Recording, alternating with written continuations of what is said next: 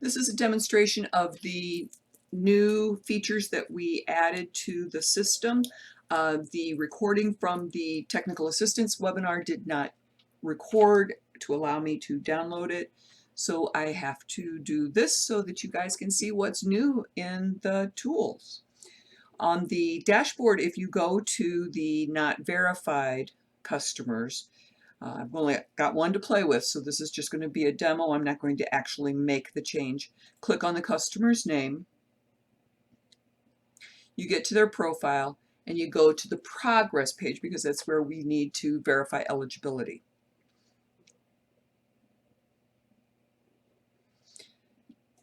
We've made a couple of changes. The one that didn't change is that if you are unable to verify something, you just click on the drop-down arrow and you say unable to verify.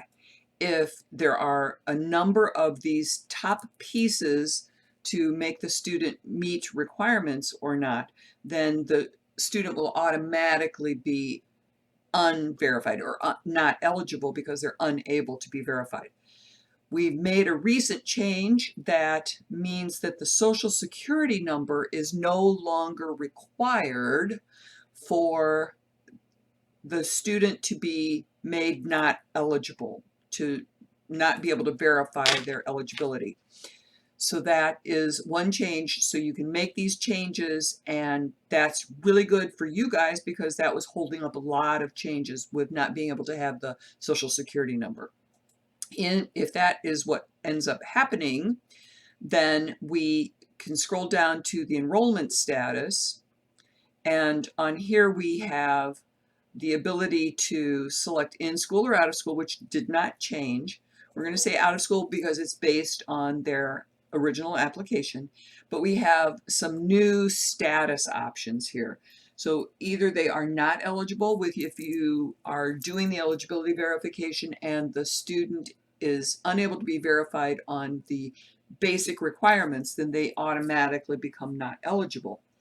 You might be able to get a youth to tell you that they don't want to participate. In that case, you can mark them as not enrolled, declined to participate. Or if you're unable to contact the student, customer, client after their initial completion of the application, and you've tried enough times, then you can do not enrolled, unable to contact. I will not be saving this because I don't want to mess up my one example. So we're going to move on now back to our dashboard.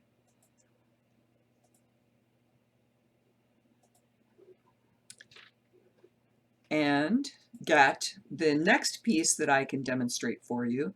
So we've got some enrolled status.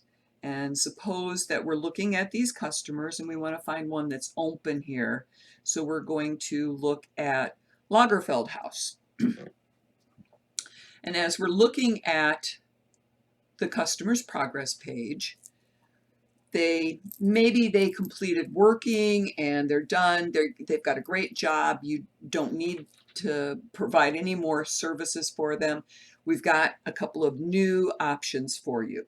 On the follow-up, even though you do not have to keep the customer enrolled any longer, you do need to continue the follow-up for that 270 days. And this follow-up tool allows you to add a follow-up note, and it tells you when the next follow-up is due. So if you want to add a follow-up notice, you put the follow-up date in here, say it's today. Did you make multiple attempts to contact somebody? Who was it? Was it the youth themselves? Was it parent, employer, somebody else? We're going to mark the youth. Are they still working as a delivery services driver? We don't know. So we're going to say yes, hopefully they are. Were they enrolled in training or not? You would fill out one of those pieces and add, was a credential earned? Then last, put in any notes that you want to be in here. At this moment, these follow-up notices are only follow-up notices. They will show up in the follow-up section. In a future update, we will have them add as an automatic case note. The next piece that is new and improved is under the discharge case closure. We have given you some options now that you can actually discharge the customer. If you discharge the customer or close the case, the customer needs additional services down the road, they will have to complete a new application. So your options are to discharge, case closed, and you have a number of new options.